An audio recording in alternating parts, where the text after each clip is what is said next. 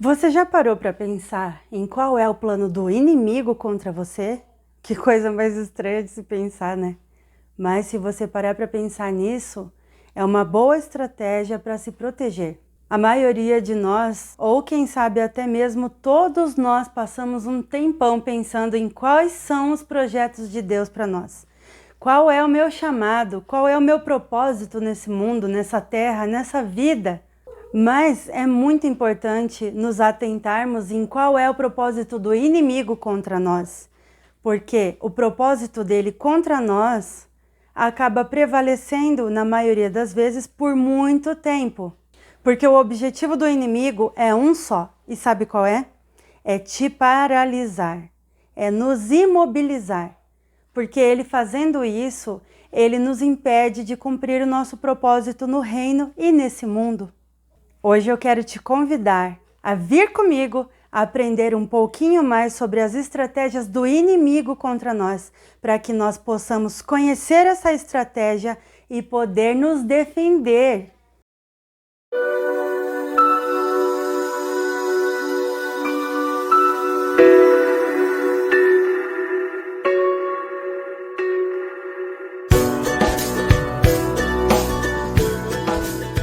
Oi, gente! Sejam muito bem-vindos de volta à família As Árvores Somos Nós. Se você não me conhece, eu sou Sara Moraes. Se você já me conhece e tem me acompanhado, um abraço muito grande para você e o meu muito obrigada. Continue comigo. Bom, hoje eu quero estar falando com vocês sobre esse assunto que pode desamarrar e libertar a sua vida a partir de hoje. A gente passa muito tempo pensando em qual é o nosso propósito nessa terra, saber qual é o nosso chamado, qual é o nosso trabalho nesse mundo, para que nós nascemos, por que nascemos, e se temos mesmo um propósito a cumprir que depende só de mim e de você. Bom, eu quero afirmar que sim, nós temos um propósito e um chamado, e nós iremos falar sobre isso nos próximos vídeos. Mas hoje eu quero falar especialmente sobre a estratégia do inimigo contra você, porque essa estratégia é a que nos paralisa. A estratégia do inimigo contra as nossas vidas é nos imobilizar. E quando ele consegue isso, ele consegue fazer com que muitos de nós nem desejamos saber qual é o nosso propósito. E como ele faz isso? Lá atrás, na nossa infância, e no decorrer de toda a nossa vida até o dia de hoje, ele coloca sementes no nosso pensamento que descem ao nosso coração se nós permitirmos. E essas sementes crescem se tornando árvores de frutos ruins. E que sementes são essas? Ele lança pensamentos enganosos a seu respeito e a meu respeito. Quais pensamentos? Por exemplo, denegrindo e ridicularizando a nossa imagem. Ele usa dessa estratégia o quanto antes ele puder, e quanto mais cedo ele consegue nos ferir, mais cedo ele consegue nos paralisar. Eu quero falar mais um pouquinho sobre a questão de raiz de rejeição e como ela começa, porque a raiz de rejeição é a interpretação que nós fazemos de uma situação que é causada ao nosso redor. Por exemplo, uma criança bem pequena, mas que já tem entendimento do mundo e como ele funciona. Essa criança tem necessidade de estar com seus pais, com a mamãe e com o papai. E por algum motivo, sustento ou qualquer outro motivo, esses pais têm que sair todos os dias de casa pela manhã e voltam só bem tarde. Muitas vezes essa criança está já dormindo quando os pais voltam para casa. Então, a interpretação dessa criança sobre essa situação, desse suposto abandono, é que, literalmente, os pais estão abandonando ela. Então, ela cresce com essa semente de rejeição e deixa crescer no seu coração, porque uma criança não entende que ela precisa desfazer desses pensamentos e colocar os pensamentos corretos no lugar. Então, a interpretação que ela fez sobre a situação causou nela uma raiz de rejeição.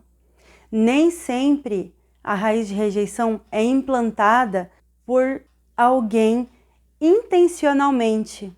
Às vezes é intencional, sim. Muitas situações são causadas intencionalmente e dentro da criança se torna uma raiz de rejeição, porque ela se sente literalmente rejeitada. Mas muitas vezes essa raiz de rejeição é colocada pela interpretação que ela fez da situação no ambiente que ela estava. Outro exemplo, e eu vou citar um exemplo que aconteceu comigo mesma. Quando eu era bem pequena, alguns amigos me levaram para um tipo de escola dominical e mesmo num ambiente assim cristão, eu consegui me sentir rejeitada, porque os meus amiguinhos eram maiores do que eu e eles me deixaram na salinha das crianças pequenas. E eles disseram: Sara, fica aqui que a gente já volta. E eles saíram e foram para a sala das crianças maiores, de acordo com a idade deles. E eles me deixaram nessa sala com a promessa de que eles já voltavam. E eu era uma criança bem quietinha, então eu fiquei ali quietinha e percebi que começou a passar horas e horas e horas e os meus amiguinhos não voltavam. Então, a minha interpretação daquele ato, daquela situação que aconteceu, foi um abandono. Então, eu me senti rejeitada, porque eu pensei, eles prometeram que iriam voltar e não voltaram. Então, para onde eles foram? Eles me abandonaram aqui. Aí eu comecei a ficar tão angustiada e depois de muitas horas engolindo aquele choro, eu comecei a chorar. E aí os professores se movimentaram e me mostraram que os meus amigos estavam na sala bem ao lado. Se eles tivessem me falado a verdade, essa semente não teria começado no meu coração e na minha mente. Mas o que eles fizeram foi uma pequena mentira, achando que estariam me fazendo bem, dizendo para mim que já voltavam, mas eles não voltaram.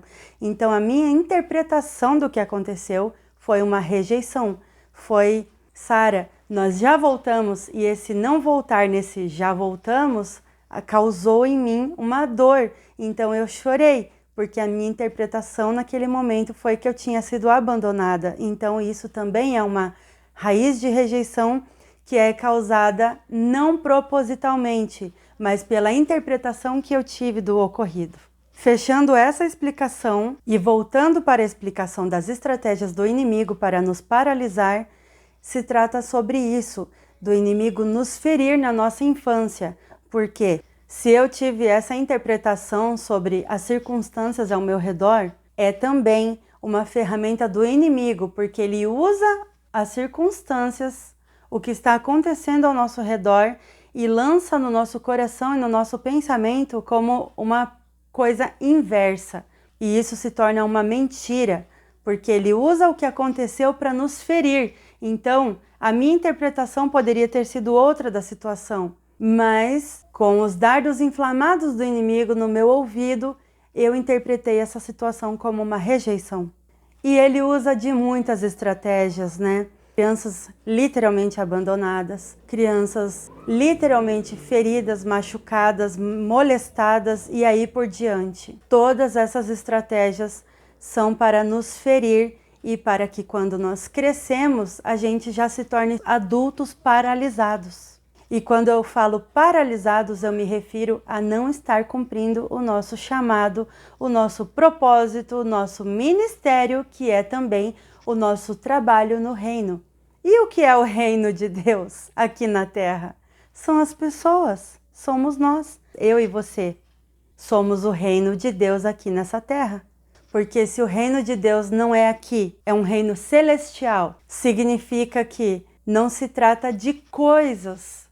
Tudo aqui nesse mundo é perecível, como diz na palavra, coisas que a traça corrói e a ferrugem consome. Então se trata de pessoas. Então qual é o nosso trabalho no reino? Cuidar de pessoas. Eu cuido de você, você cuida de mim e nós cuidamos um do outro. Tudo nessa terra é perecível, até nós somos perecíveis, mas a diferença entre tudo que existe e nós, como indivíduos, é que nós somos seres eternos. Nós que cremos na palavra de Deus, entendemos que essa carne é perecível, mas o nosso espírito voltará para Deus.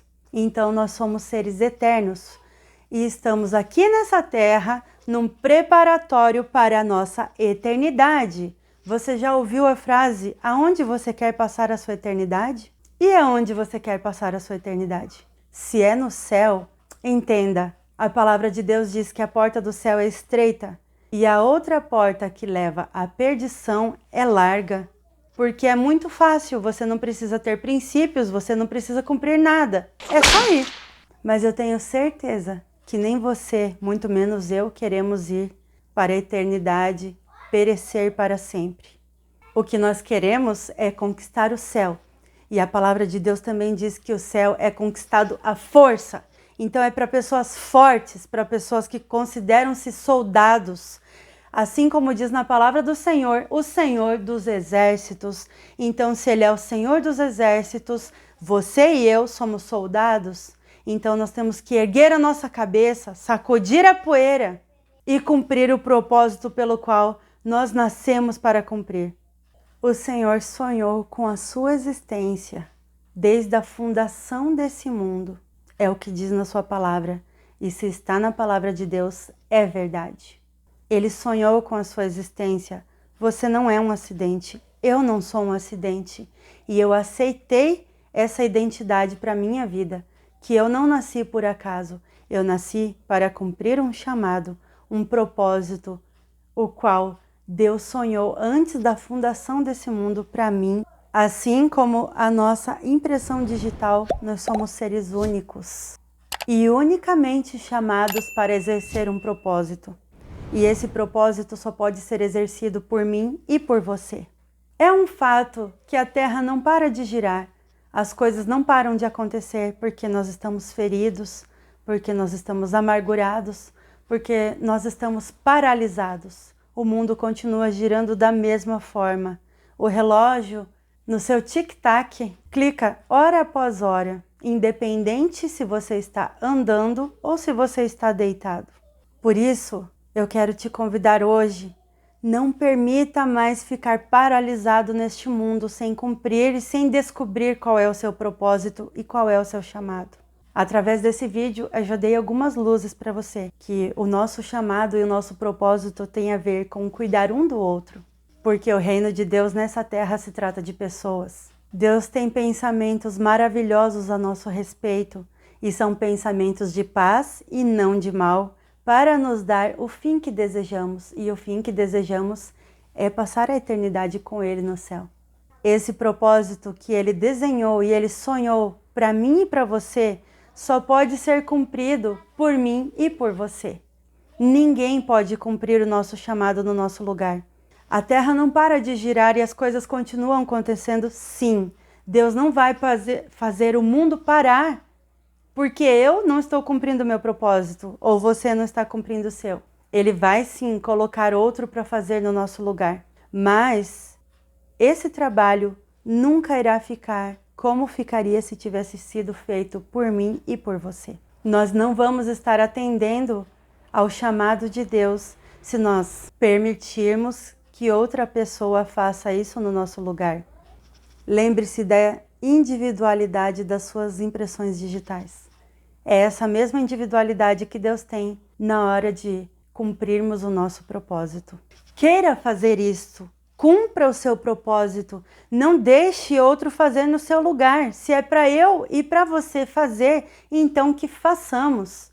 Chega de deixar substitutos. Se você e eu somos perfeitamente capazes de fazer o que Deus nos chamou para fazer.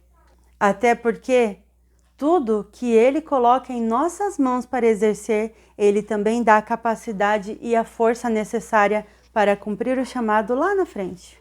Quando você se dispõe a levantar a sua cabeça, a deixar de lado todas as feridas, a entender que você deve sair dessa imobilidade, dessa imobilização, dessa paralisia espiritual e até mesmo física. Nós frustramos o plano do inimigo e ele só tem um plano, que é paralisar a cada um de nós. Então não permita mais que esse plano seja cumprido. Faça agora com que os planos de Deus sejam cumpridos a nosso respeito. E quando o plano do inimigo é frustrado, os planos de Deus começam a acontecer e nós não seremos mais frustrados. Por isso, como profeta do Senhor, eu quero profetizar neste momento: saia agora da sua paralisia, levanta a cabeça, deixa suas feridas e segue em rumo ao propósito que Deus desenhou para você.